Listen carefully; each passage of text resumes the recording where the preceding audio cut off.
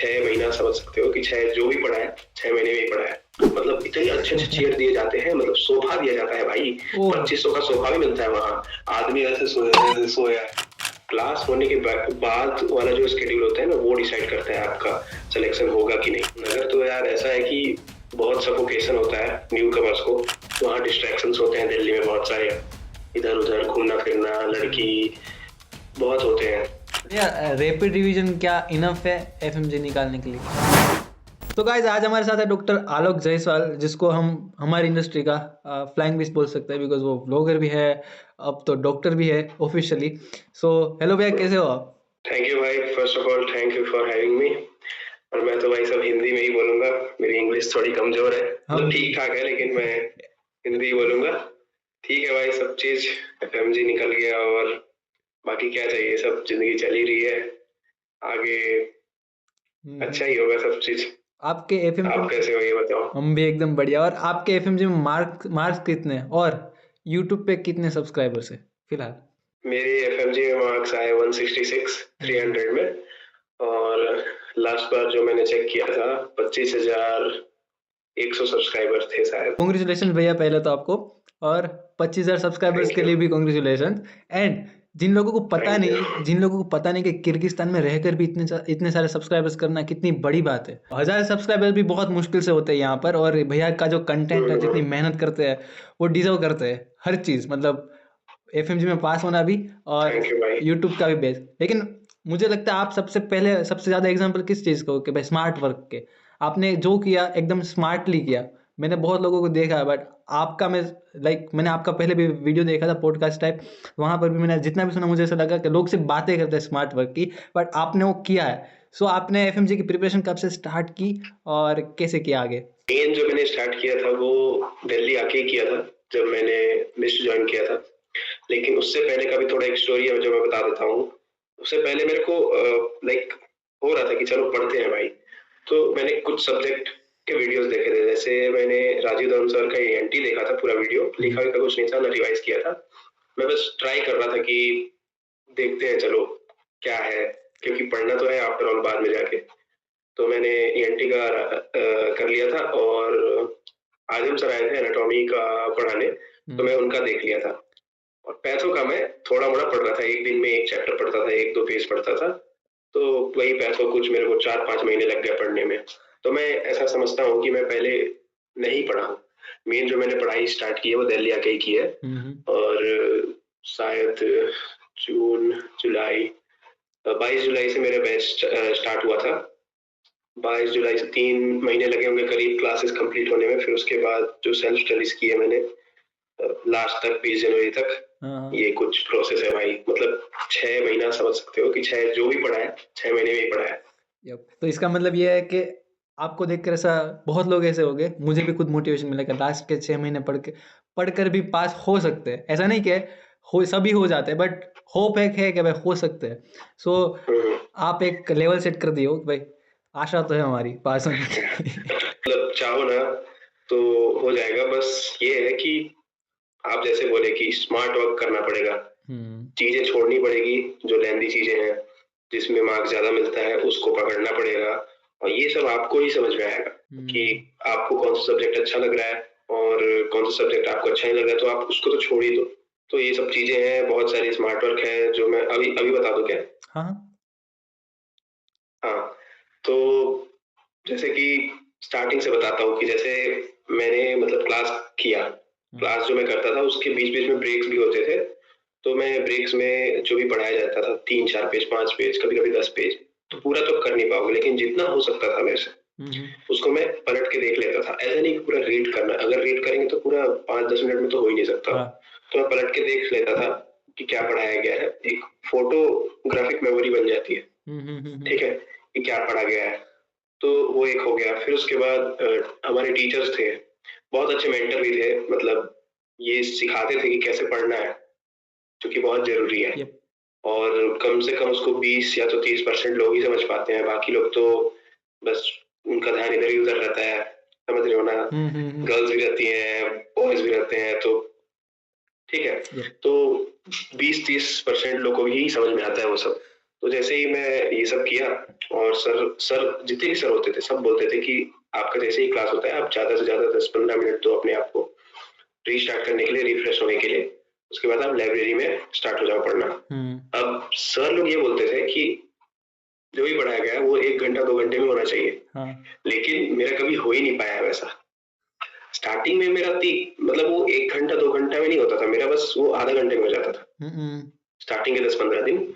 लेकिन जब मेरे से कोई पूछता था चल बता इसका क्या, तो मैं तो एकदम सन रह जाता था, भाई मैं तो रीड कर रहा हूँ, मैं पढ़ नहीं रहा हूँ।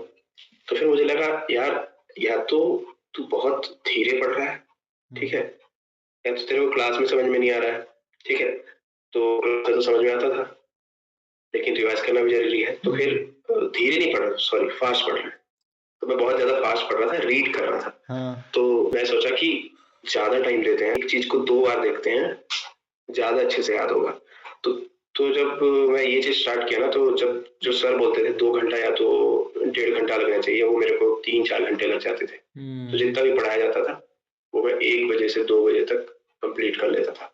अब ये हो गया सीडो रिवीजन। तो इतना करना ही है, मतलब जो आपको पढ़ा गया है आज वो आपको करना ही है। अब जैसे कि आप कोचिंग में नहीं जा रहे हो, आप तो किसी से मान के चलो प्रैप से कर रहे हो, आप खुद से पढ़ रहे हो, तो यही प्रोसेस आप करो। जो भी मान के चलो आपका टारगेट है आज का कि आपको 3 वीडियो कंप्लीट करनी है, 3 वीडियो के आप उसी दिन रिवाइज करो।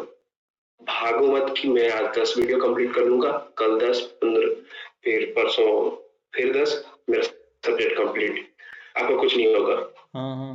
आपको अच्छे से रिवाइज जरूर करना है उसी दिन।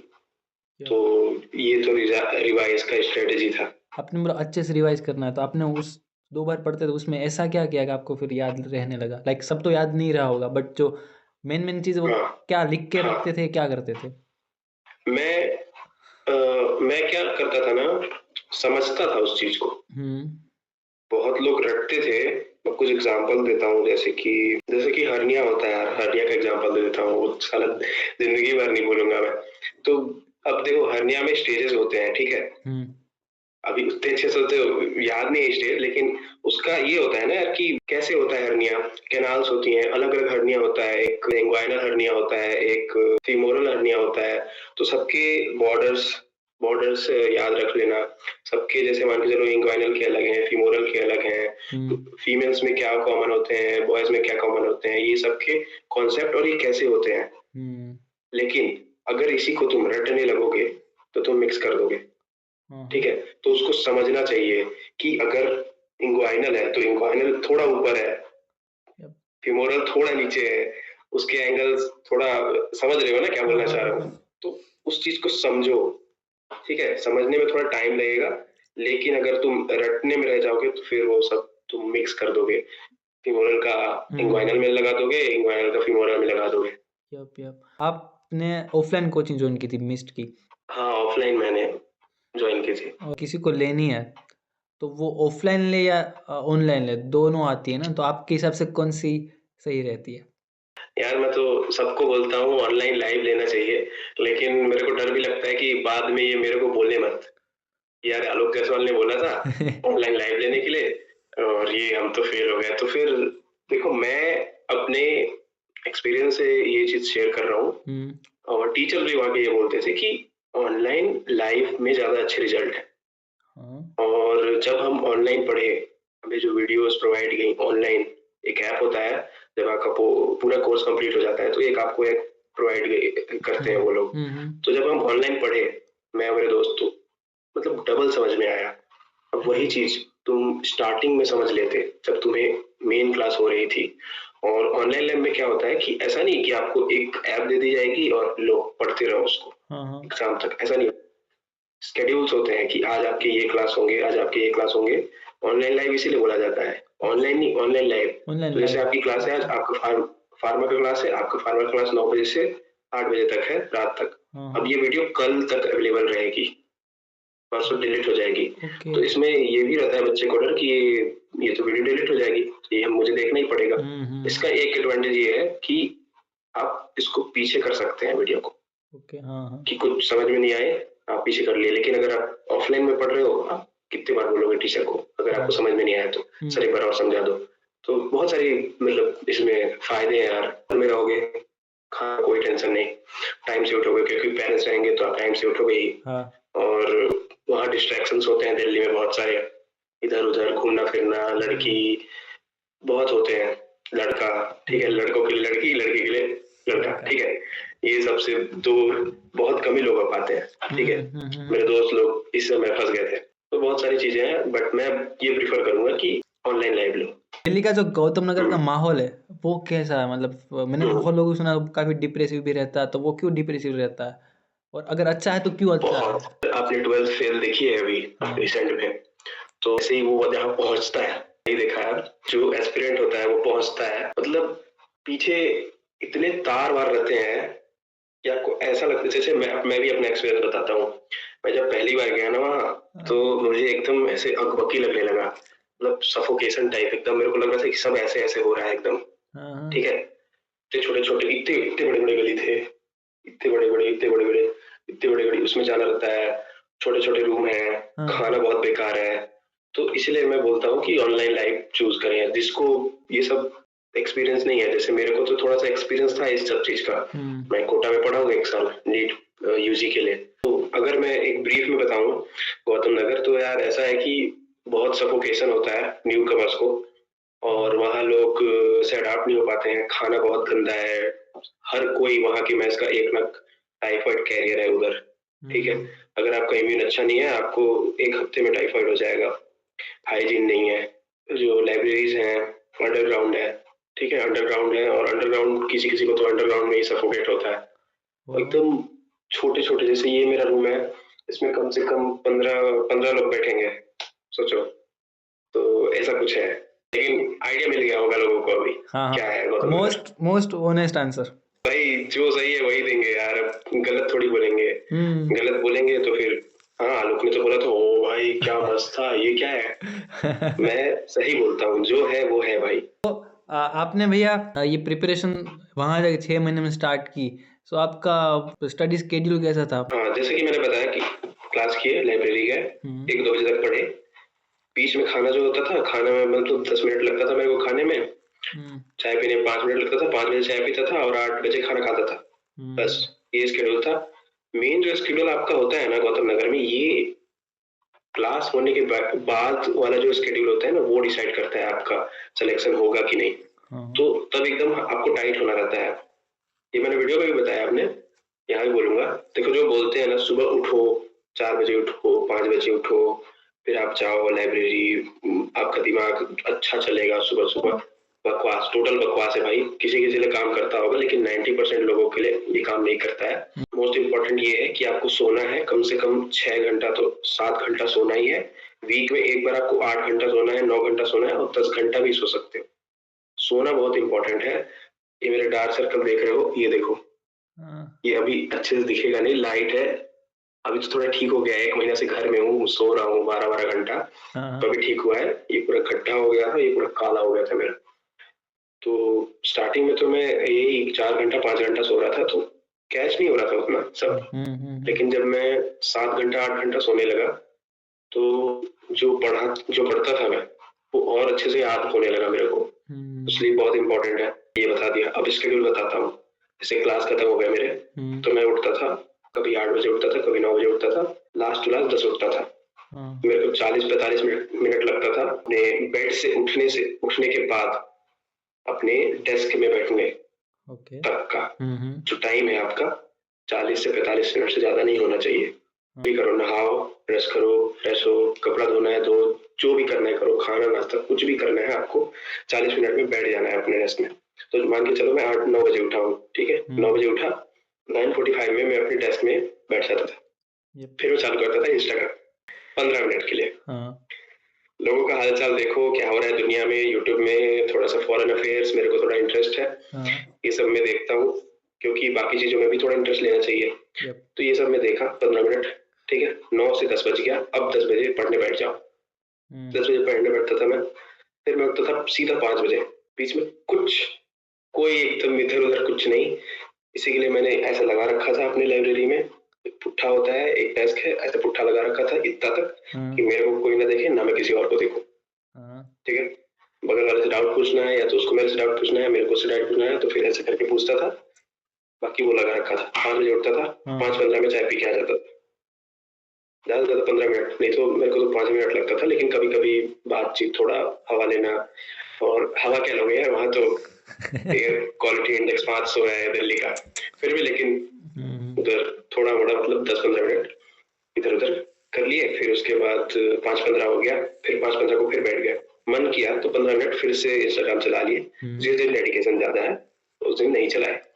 हाँ उसके बाद 9 बजे खाना, 9 से 9:30 लगता था, ज़्यादा क्या बोलते हैं, 9:30 बोल रहा हूँ यार, मेरे को 15 मिनट ही लगता था।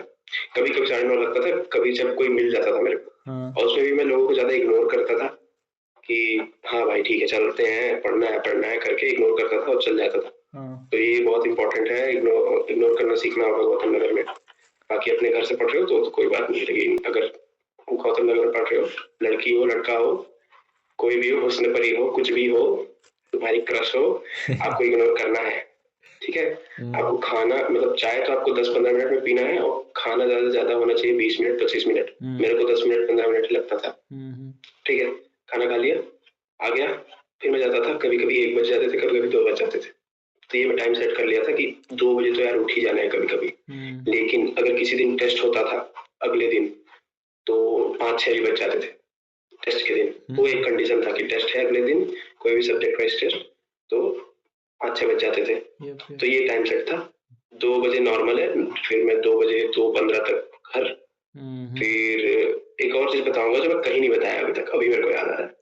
मैं अपने फोन पे जानबूझ के बैलेंस नहीं डलवाया था, ना मैं कॉल कर सकता था किसी को, ना मेरे को कॉल कहीं से आ सकता था।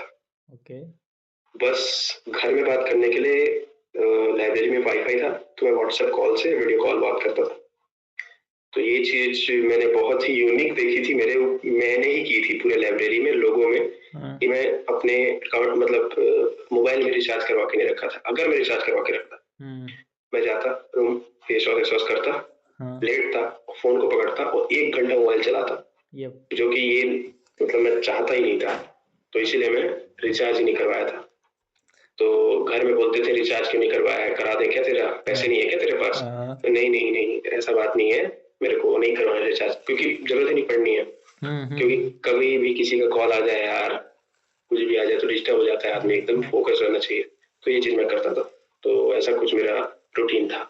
भैया आपका मोटिवेशन क्या था पढ़ने के लिए? मोटिवेशन अगेन इंस्टाग्राम में क्या था, बहुत सारे आजकल मोटिवेशन वाले ये आते हैं पेजेस। तो जब भी मैं रील खोलता था ना, पहला वीडियो वही आता था कि मतलब एक से एक कोट आते थे भाई। मैंने ऐसे फॉलो करके रखे थे जानबूझ के कि अगर मैं रील देखने बैठूं तो मेरे को जानबूझ के ये कोट्स आए। भगवत गीता के जो क्या बोलते हैं आजकल बहुत सारे चल रहे हैं, श्री कृष्ण ये कहते हैं आपको फल मिलेगा, लेकिन आप धर्म करोगे तो ऐसे कुछ, मतलब बहुत सारी चीजें हैं, ये सब इंस्टाग्राम में आते थे। तो काफी ज्यादा उससे मोटिवेशन मिलता था मेरे को, मतलब इंस्टाग्राम पोस्ट वगैरह से। और आपका यूट्यूब के लिए क्या मोटिवेशन था? ये पता नहीं यार ये कैसे चालू हुआ, मेरे को ना ये अपने आप को शूट करने का बहुत ज्यादा शौक था पहले भी। मेरे इंस्टाग्राम का पहला वीडियो देखोगे ना, सबसे पहला वीडियो 2016 का है, अपने आप को शूट कर रहा हूँ और पीछे दिखा रहा हूँ। मेरे को पता नहीं था पहले वी ब्लॉगिंग क्या होती है, लेकिन मैं दिखा रहा हूँ, अपने आप को शूट करने का बड़ा शौक था मेरे को। फिर कुछ कुछ यूट्यूबर्स को देखा कि यार अच्छी लाइफ है भाई ब्लॉगिंग, मतलब फेमस हो जाएंगे। पहला मेरे को तो यही चाहता था, मतलब मैं यही चाहता था कि फेमस हो जाऊं भाई, मैं बहुत फेमस होना है भाई, ठीक है। पैसा वैसा ये सब सेकेंडरी चीजें हैं, मेरे को फेमस बहुत होना था। तो एक यूट्यूब ऑप्शन था, तो करता गया और ये भी एक इसीलिए मैं यूट्यूब चालू किया था। जब 1 साल हो गया मेरे को, तो बहुत कम सब्सक्राइबर थे मेरे, मतलब ज्यादा नहीं थे, 400 या तो 500 ही थे। मैं इसलिए यूट्यूब करता था क्योंकि जो मेमोरीज बनती है ना, सब मैं कैप्चर करता था। क्योंकि पहले के जो वीडियोस देखोगे ना, बहुत खराब वीडियोस है मेरे, कुछ भी कैप्चर करता था और उसको वीडियो बना के डाल देता था, क्योंकि वो मेरे मेमोरीज है। बाद में देखूंगा, मेरे बच्चे देखेंगे, मेरे ग्रैंडसन देखेंगे, मेरे दादाजी ये थे ऐसे थे। तो ये भी एक फैक्टर था कि इन सब चीज के लिए एक जगह है, फ्री की जगह, अपना वीडियो डाल दो, रहेगा वो जिंदगी भर। और जब से आपने इसको सीरियस लेना शुरू किया, पहले कोई बोलता नहीं होगा, लेकिन जब से आपने इसको सीरियस लेना शुरू किया तब फिर लोग बोलते होंगे आपको। सो क्या बोलते थे और उसको कैसे फेस किया आपने? पहले तो यार फैमिली वाले ही बोलते थे कि ये सब क्या कर रहे हो, ये सब शोभा देता है किसी हाँ। डॉक्टर को, ये सब करना, अपने आप को दिखाना, दूसरी जगह घूमना फिरना, ये सब शोभा नहीं देता आपको। फिर अभी भी बोलते हैं भाई, अभी भी बोलते हैं यूट्यूब यूट्यूब छोड़ दो, लेकिन अब जैसे एफएमजी मैंने क्लियर कर लिया, अब कोई कुछ नहीं बोलने वाला। हाँ। ठीक है, अब मैं नहीं किया होता ना फर्स्ट अटेम्प्ट में, वो तो वीडियो बना रहा था, हाँ। क्या ही होगा उसका, वो तो फोटो खींच रहा था, उसका क्या ही होगा। लेकिन अब लोगों के लिए कुछ है ही नहीं बोलने के लिए कि बोले क्या। बोले क्या? ठीक है, हाँ भाई बोलते बहुत गंदा गंदा बोलते थे भाई, कमेंट्स में लिखते थे झोला छाप, डॉक्टर हैं ये लोग, कंपाउंडर हैं ये लोग, बाहर जाके बस मस्ती करते हैं, वीडियोस बनाते हैं, फोटो खींचते हैं, ये सब ये सब। मैं बस अपना वो स्क्रीनशॉट लेता था और अपने इंस्टा पे डाल देता था। तब तुम नहीं थे मेरे फॉलोअर्स, अब तो बंद कर दिया हूँ ये सब मैं उसको डाल देता था, प्लीज गाइज थोड़ा सा देख लेना इसको। फिर वो जाके कमेंट में गाली बकते थे, ये सब करते थे। मैं बहुत चिल रहता था ये सब, एक्चुअली ये सब कमेंट जो भी लिखता था और जो सामने सामने बोलता था, मैं उसको भी एकदम ऐसे चिल रहता था, हाँ भाई ठीक है कोई बात, मैं कर रहा हूँ, करने दे यार मेरे को, ऐसा करता था। आपने बोला मैंने लास्ट 6 ईयर मतलब लास्ट 6 महीने मैंने प्रिपरेशन स्टार्ट कर दी, ठीक है। सो मेनली क्या होता है कि अपने सब्जेक्ट जो है लाइक ओब्स गायनी है, मेडिसिन है और सर्जरी भी है। सो आपने बोला मैंने पैथो पढ़ी थी और एनाटोमी ईएनटी की थी। सो पहली बार जब आपने ये सब सब्जेक्ट देखे, पढ़ रहे हैं, तो आपको कैसा लगा? लोग मतलब वो सब कैसे किया कनेक्ट, उन सब चीज़ों को कैसे पढ़ी आपने? डिफिकल्टी क्या क्या हुई थी उसमें? मैं बता दे रहा हूँ भाई, जब पैथो पढ़ रहा था ना मैं, क्या है ये क्यों है ये? ऐसा मेरे को मतलब लग, क्या है भाई, और इतना स्लो पढ़ रहा था भाई। नवंबर में चालू किया सोचो ना तुम, और मैं कंप्लीट किया अप्रैल में। दिसंबर, जनवरी, फरवरी, मार्च, अप्रैल, 5 महीने लगे मेरे को पैथो पढ़ने में।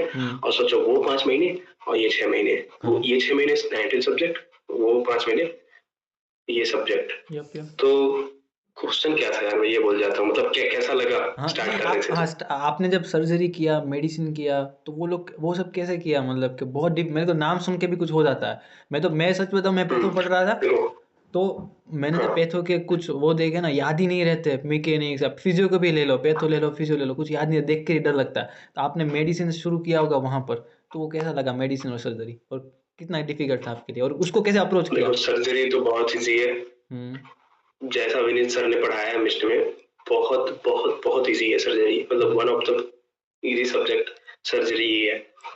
ऑब्स्टेट्रिक थोड़ा लेंदी है, रटना पड़ता है वो चीजें। तो रटने के लिए तो जैसे मैं बताया हूँ कि जो आपको फैक्ट्स वगैरह है वो आप लिखें, चिपका दें, रोज देखें उसको। तो डिफरेंस ये था, जब मैं अपने से पढ़ रहा था और इधर जब चालू किया मैं पढ़ना, तो वहाँ हमें गाइड करने वाले थे कि कैसे पढ़ना है। और वो बहुत कंसाइज वे में पढ़ा रहे थे। तो जो मैं प्रेप का जो ये पढ़ रहा था पैथो, भाई इतना ज्यादा है ना वो, इतना ज्यादा है कि उससे पीएचडी तो ज्यादा हो जाएगा, लेकिन पीजी तो आराम से निकल जाएगा। तो उतना आपको पढ़ना ही नहीं है, पहले एफएमजी निकाल लो भाई, उसके बाद जो भाई रेडियोलॉजिस्ट बनना है, ये करना है, करते रहना। तो सबसे इम्पोर्टेंट ये चीज है कि बहुत कंसाइज वे में पढ़ना है, जो कि मिश ने पढ़ाया, और बहुत ही इजी वे में पढ़ाया और बहुत मजा आया पढ़ने में वहाँ। इधर मैं मतलब झेल रहा था, उधर मजे ले रहा था, ऐसा था। जीटीज कितनी दी थी और जीटीज को बाद में एनालाइज कैसे करते थे? जीटी मैंने 4 दी थी, लास्ट 2 महीने के अंदर 4 जीटी दिया था। मुझे देना था 15 जीटी, मेरा एम ये था 15 से 16 जीटी मेरे को देना ही है, लेकिन भाई कहाँ हो पाता है। अगर आप एम रख रहे हो जीटी देने का, तो कम से कम 15-16 जीटी देना, हफ्ते में 1 जीटी देना ही। और बहुत इंपॉर्टेंट ये है कि जो जीटी में आपका आंसर सही हुआ है और जो आपका गलत हुआ है, उन दोनों को आपको देखना है, क्योंकि कुछ ऑप्शंस तो आप, कुछ क्वेश्चंस को तो आप तुक्का मारते हो, ठीक है, किसी में आप रूल आउट करते हो, जैसे 2 ऑप्शन निकाल दिया, आप 2 ऑप्शन बचा है, आपने रूल आउट किया, आपका सही हो गया, लेकिन आप कंफ्यूज थे, 50-50 आया। तो मैं ये करता था कि जितने भी जीटी देता था, उसके जितने भी, मतलब जैसे 150 है, ठीक है, तो 150 के 150 क्वेश्चन देखता था मैं, पर जल्दी थोड़ा, मतलब जो मेरा जल्दी मतलब सही हुआ है उसको थोड़ा जल्दी देखता था, जो गलत हुआ है उसको थोड़ा टाइम लगाता था देखने में। और जीटी में करता था मैरो से। हाँ भाई यही प्रोसेस है कि आप ये मत समझे कि आपका सही हो गया है तो आप बहुत ही होशियार हो। क्या पता आपका तुक्का लगा है और आपने तो रूल आउट किया है, क्या पता आपकी किस्मत अच्छी थी। हाँ तो आपको देखना जरूरी है। पूरे क्वेश्चंस में देखता था और मेरे मार्क्स यही कुछ 150 से 180 के बीच में आते थे। लाइव एग्जांपल दे देता हूँ, दिख रहा है क्या? हो गया 150 आउट ऑफ 70 86 ओहो में हो जाएगा विश्वास आप लोग को, आराम ठीक से है। आराम से आराम से 70-80 मिला के वही कुछ 160 होते हैं। हाँ हाँ 160 165 ऐसे ही होते थे। और आपको कॉन्फिडेंस कब आया कब अब तो मैं एफएमजी पास कर ही लूंगा? कॉन्फिडेंस यार मेरे को लास्ट तक नहीं था, ठीक है। एग्जाम तक में ऐसा भी नहीं है, मतलब ऐसा लग रहा था कि यार पढ़े तो हैं, बहुत पढ़ लिए हैं, लेकिन मतलब अंदर शंका होती है ना कि भाई यार नहीं होगा यार, इस बार नहीं होगा यार, इस बार नहीं होगा। हाँ तो ये जो बोल रहे हो आप कि कॉन्फिडेंस कब आया कि हो ही जाएगा, ये मैं 100% बोल ही नहीं सकता कि ये आ गया था। कभी लगता था कि आराम से भाई फाड़ देंगे, फोड़ देंगे।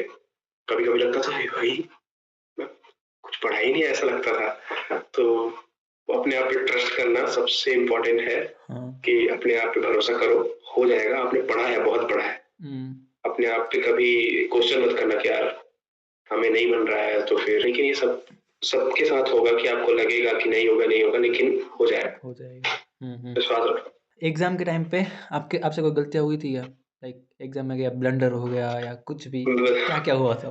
मेरा 7-8 बार पढ़ा हुआ इजीएस्ट क्वेश्चन पेलेग्रा का जो होता है विटामिन B3 नियासिन वाला गलत हो गया था। जो क्वेश्चन आपको इतने अच्छे से आता हो वो गलत हो जाए तो फिर फर्स्ट एग्जाम में ऐसा हुआ ना। मैं तो भाई ऐसे अगर हुआ है तो फिर सेकंड कैसे जाएगा, लेकिन भाई सेकंड एग्जाम में मैंने फोड़ दिया। सेकंड एग्जाम में मेरे को लगता है मैंने 100 लाया था आराम से। जो फर्स्ट एग्जाम था मेरा वो थोड़ा सा नहीं था अच्छा, क्योंकि दिक्कत ये थी ना यार, मेरठ में ठंड बहुत पड़ रही थी। इंडिया में सबसे ज्यादा मेरठ में ही ठंड पड़ रही थी उस दिन जिस दिन एग्जाम था, ठीक है। 10 या तो 8 चल गया था, कैप उतरवा दिए थे, मेरा बाल एक भी था नीचे में, ना कान ढकना है, जैकेट ये टोपी वाला पहनना नहीं है। तो इतना ज्यादा ठंड लग रहा था मेरे को, मैं ऐसे ऐसे कर रहा था, ऐसे ऐसे गर्म कर रहा था दिमाग को। मतलब थोड़ा एक्सपीरियंस वहाँ का मेरा सही नहीं था, मतलब मैं मेरठ में भरा था अपना सेंटर। तो बोलते हैं ना कि दिमाग काम नहीं करता है कभी कभी ठंड में, तो फर्स्ट एग्जाम में यही हुआ मेरे साथ। और फर्स्ट एग्जाम में मैं डर भी गया था क्योंकि मेरे स्टार्टिंग के जो 50 क्वेश्चन थे ना, देखो भाई पहला एग्जाम है, ठीक है, तो पूरा पढ़ के गए हैं, नर्वस सब चीज। तो फिर स्टार्टिंग में ऐसा लग रहा था भाई क्या होगा, लेकिन धीरे धीरे धीरे धीरे धीरे जब मैं 60-70 में पहुंचा, भाई चलो आधा हो गया है, आराम से करो, धीरे धीरे हो जाएगा। तो कभी स्टार्टिंग में ऐसे मत होना कि यार नहीं होगा नहीं होगा, एकदम आराम से क्वेश्चन पढ़ना। और मेरे से गलती ये इसलिए हुआ था कि 2 या तो 3 न्यूमेरिकल क्वेश्चंस थे, बगल में कैलकुलेटर दिया था इतना बड़ा, लेकिन मेरी आंख फूटी हुई थी, दिखा ही नहीं मुझे कि कैलकुलेटर दिया हुआ है। पढ़ना था इंस्ट्रक्शंस, उसमें 2 सेकंड लगता है, आंसर आ जाता था। एक क्वेश्चन को 3 मिनट में किया, दूसरे क्वेश्चन को 2 मिनट में किया, और एक और तीसरे क्वेश्चन को 2 मिनट में किया। उसी में तो उड़ा दिया मैंने, 2 3 4 मिनट मैंने ऐसे ही उड़ा दिए। तो फिर उसमें फिर मैं थोड़ा सा नर्वस हो गया था, भाई अब 4-5 क्वेश्चन छूटने वाले हैं, तो इसीलिए थोड़ा थोड़ा फास्ट कर रहा था। तो फर्स्ट पेपर तो मेरा थोड़ा बिगड़ गया था, लेकिन सेकंड पेपर में जो बोल रहे थे लोग कि बहुत टफ था, मतलब जब खत्म हुआ एग्जाम बोले भाई सेकंड पेपर क्या था, बगल वाला बोल रहा था और बाकी सब बात कर रहे थे, हैं ऐसा भी था। मेरे को तो एकदम इजी लगा था। आपने बताया नहीं लाइब्रेरी का सिस्टम जो मेनली लाइक लोगों को पता नहीं कि अगर आपको दिल्ली में रहना तो उधर लाइब्रेरी का सिस्टम कैसा होता है, मतलब वो मिस्ट वाले प्रोवाइड करता है, आपको अलग से ज्वाइन करनी पड़ती है? तो आपने बोला मैंने एक डेस्क बना के रखा था, तो आपको क्या वो डेस्क दे ही दिया था क्या पूरा 6 महीने तक, क्या कैसा रहता है? हाँ ऐसा होता है कि 1 महीना के लिए आपको 1500-2000 देना होता है एक डेस्क के लिए, परमानेंट डेस्क के लिए। अब वहाँ आप जो भी लिखना है लिखो, बस लास्ट में आपको साफ सफाई करके लौटा देना है। तो ऐसा रहता है 24x7, कभी भी आओ कभी भी जाओ, लाइट रहेगा, वाईफाई रहेगा। आपको 1500 से 2000 आपके हिसाब से, अगर चेयर आपको अच्छी चाहिए तो आप 2000 लगेगा, और आपको थोड़ा ठीक ठाक चाहिए 1500 लगेगा। और हमेशा 1500 वाला ही चूज करना, अगर अच्छी चेयर चूज की तो सोते रह जाओगे। मतलब इतने अच्छे अच्छे चेयर दिए जाते हैं, मतलब सोफा दिया जाता है भाई, 2500 का सोफा भी मिलता है वहाँ। आदमी ऐसे सोया है, भाई मैं सोने आया हूँ पढ़ने आया हूँ, मैं इसलिए 1500 वाला सेलेक्ट किया था। एकदम बेकार चेयर था, पीठ टूट जाती थी लेकिन नींद नहीं आती थी। तो सब चीज सोचना पड़ता है भाई गौतम नगर में। तो ऐसा आया था लाइब्रेरी का। ओके। और आप यहाँ यूनिवर्सिटी में थे, ओश में थे आप, तब सब आपके आसपास के मोस्टली सभी लोग पढ़ रहे होंगे, ठीक है, आप भी पढ़ ही रहे होंगे लास्ट ईयर में। सो कभी लाइक लोग बोलते हैं ना, भाई मेरे तो 15 सब्जेक्ट हो गए, मेरे 16 सब्जेक्ट हो गए, मेरे 3 हो गए, 4 हो गए। आपने तब ऐसा कभी आपको लगा कि भाई मेरा तो एक भी नहीं हुआ, ये लोग तो ये कर रहे हैं? मेरे को मेरे को फर्क ही नहीं पड़ता था। क्यों नहीं पड़ता था? मेरे को मेरे अंदर में इतना था कि भाई अभी तूने चालू किया है, अपने आप को लोगों से कंपेयर मत कर। वो सेकंड ईयर से पढ़ रहे हैं, थर्ड ईयर से पढ़ रहे हैं, फोर्थ ईयर से पढ़ रहे हैं, और तू अपने आप को उनसे कंपेयर करेगा तो ये तो बहुत ही नाइंसाफी है, ठीक है। और मैंने ये भी सोच रखा था, ये हमेशा आप सोच के रखना कि फेल हो गए तो क्या करोगे। मेरा प्लान ये था कि 20 को एग्जाम दूंगा, 21 को आऊंगा, फार्मा चालू कर दूंगा। सही बता रहा हूँ, माँ कसम, यही प्लान था मेरा। फार्मा चालू कर दूंगा, 5-6 दिन फार्मा पढ़ूंगा, फिर मेडिसिन पढ़ूंगा। हमेशा सेकंड प्लान आपका होना चाहिए, प्लान बी होना चाहिए कि अगर फेल हो गए तो जब ये बोलते थे लोग कि मेरा 15 सब्जेक्ट हो गया, 16 सब्जेक्ट हो गया, तो मैं ये सोचता था कि भाई देखो, चलो नहीं हुआ ना तो एग्जाम के दूसरे दिन ही चालू करना है, और एग्जाम देने के बाद आपको पता चल जाता है कि आपका पेपर कैसा गया है, ठीक है। मैं अभी लाइव एग्जाम्पल दे दूंगा। लोग अपने रिकॉल नहीं कर रहे थे, लेकिन मेरी इतनी फटी थी कि मैंने रिकॉल्स भी किए हैं, ठीक है। लास्ट डेट आपको दिखाता हूँ, ये 24 जनवरी है, और मैं आपको दिखाता हूँ।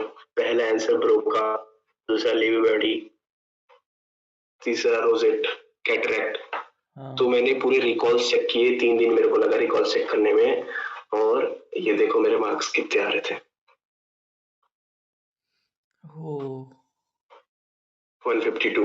तो जो लोग बोलते हैं ना रिकॉल चेक मत करना, ये सब फेक होता है, भाई मुझे तो ऐसा नहीं लगता। अगर आपको पता है आपने कोशिश किया है अच्छे से तो आप रिकॉल कर पाओगे। मेरे 152 आ रहे थे आराम से, और उसमें कितने क्वेश्चन तो मैंने मतलब नहीं मिलता है, कितने क्वेश्चन नहीं मिलते हैं, तो आप देख ही सकते हो कि आसपास ही थे मेरे मार्क्स, 166 152। क्वेश्चन आपका ये था कि कैसा लगता था जब बोलते थे लोग 15-16 हो जाए। मैं एकदम चिल रहता था कि भाई नहीं हुआ, फिर से पढ़ेंगे, कोई बात नहीं, क्योंकि मैंने अभी चालू किया है। 6 महीने में कोई कैसे कर सकता है 19 सब्जेक्ट, पूरा एमबीबीएस कैसे हो सकता है। तो मेरे मन में यही रहता था कि अगर नहीं हुआ तो भाई फिर से कर लेंगे। और वैसे तो मेरा हो गया था, अच्छा से पढ़ लिया था, तो मेरे को फर्क नहीं पड़ता था कि हाँ भाई तेरा हो गया है, कोई बात नहीं, कर तू। उनसे एक क्वेश्चन पूछता था, हाँ ये होगा, हाँ हो गया है, बस गलत बताते थे। फिर उनको बोला चलो जाओ पढ़ो, फ्लेक्स मत करो अपने सब्जेक्ट्स। मैंने आपके वीडियोस भी देखे हैं, हर लाइक मोस्टली आपके जितने वीडियोस में कहीं भी आपके मोस्टली कोई दोस्त मैंने नहीं देखे ज़्यादातर। सो आप दोस्त को कैसे लाइक आपके करीबी दोस्त कैसे थे, वो आपको मोटिवेट करते थे ये वीडियोस के लिए, यूट्यूब के लिए, पढ़ने के लिए, और आपने दोस्त कैसे बनाए थे, और कितने दोस्त का सर्कल था आपका? देखो दोस्त ज्यादा नहीं थे, 3-4 ही अच्छे दोस्त थे एकदम क्लोज, जो ब्लॉग्स में भी हैं और कुछ ब्लॉग्स में भी नहीं है। तो मतलब ज्यादा उनके साथ नहीं रहता था मैं, मतलब बोलते हैं ना बहुत अच्छे फ्रेंड, एकदम जिगरी वाले फ्रेंड, ऐसे कोई नहीं थे मेरे होश में, क्योंकि मैं थर्ड ईयर से अकेला ही रह रहा था, किसी के साथ नहीं रह रहा था, मैं अकेले रहता था अपने फ्लैट में। तो कभी मेरे को जरूरत नहीं पड़ता था किसी के इमोशनल सपोर्ट का, और समझ रहे हो ना कि मैं मतलब अकेले ही ज्यादा अच्छा लगता है मेरे को, मतलब वाइब करता हूँ अकेले। और एक कोट भी है कि अगर आपको महादेव सक्सेसफुल बनाना चाहते हैं, शिव भगवान आपको सक्सेसफुल बनाना चाहते हैं, तो सबसे पहले वो आपको लोगों से अलग कर देंगे, ठीक है। सबसे पहले वो आपको लोगों से अलग कर देंगे, आपको अकेला कर देंगे, फिर आप फोकस रहोगे, और आपको मतलब आपको आपका ईगो डिस्ट्रॉय कर देंगे। बोलते हैं ना डिस्ट्रॉयर है शिव भगवान, सबसे पहले आपको अलग कर देंगे और आपका ईगो डिस्ट्रॉय कर देंगे वो। तो ऐसा मैं एक पॉजिटिव वे में लेता हूँ कि भाई अकेला हूँ तो वो ऊपर वाले ने ही किया होगा। जून वालों को आप क्या कहना चाहोगे, जो लोग जून में एग्जाम देने वाले हैं उनको? जून वाले को यही बोलूंगा कि भाई कॉन्सेप्ट क्लियर रखो, क्योंकि जून का जो पेपर होने वाला है टफ होने वाला है, और मेन ज्यादा केसेस वाले क्वेश्चंस करो, क्योंकि इतने लंबे लंबे क्वेश्चंस आएंगे ना अभी जून में कि बुद्धि भुला जाएगा। तो जून का एग्जाम टफ होता है, केसेस ज्यादा आते हैं, वन लाइनर्स कम होते हैं। अभी दिसंबर में तो पूरे वन लाइनर ही थे। तो वही है, रिवाइज करो, क्वेश्चंस करो, जो मैंने बोला अभी वीडियो में। तो भैया रैपिड रिवीजन क्या इनफ है एफएमजी निकालने के लिए? नहीं है इनफ। रैपिड रिवीजन एकदम भूल जाओ। अगर रैपिड रिवीजन कर रहे हो तो आपके क्यों लगेंगे, आपका नया क्वेश्चन नहीं लग पाएगा। तो रैपिड रिवीजन तो भूल ही जाओ भाई। अगर आपके मेन वीडियोस हो चुके हैं तभी रैपिड रिवीजन करो। और हाँ, मतलब लास्ट में आपके पास ऑप्शन नहीं है, 1-2 हफ्ता बचा है, कोई सब्जेक्ट करना चाहते हो, डरमा हो गया, रेडियो हो गया, तो रैपिड रिवीजन कर सकते हो। लेकिन अगर अभी आपके पास टाइम है तो आप मेन वीडियो से करो। सो भैया बस आज का ये वाला पॉडकास्ट यहीं तक रखते हैं। आगे आपके साथ मुझे और भी 1-2 बनाना है। एक बनाएंगे हम इंटर्नशिप के बाद वाला, दूसरा बनाएंगे स्पेशली व्लॉगिंग के ऊपर और यूट्यूब के ऊपर। और थैंक यू सो मच, आपने अपना टाइम दिया। एंड फ्यूचर के लिए थैंक यू आपको भी भाई। फ्यूचर के लिए all the best. Thank you.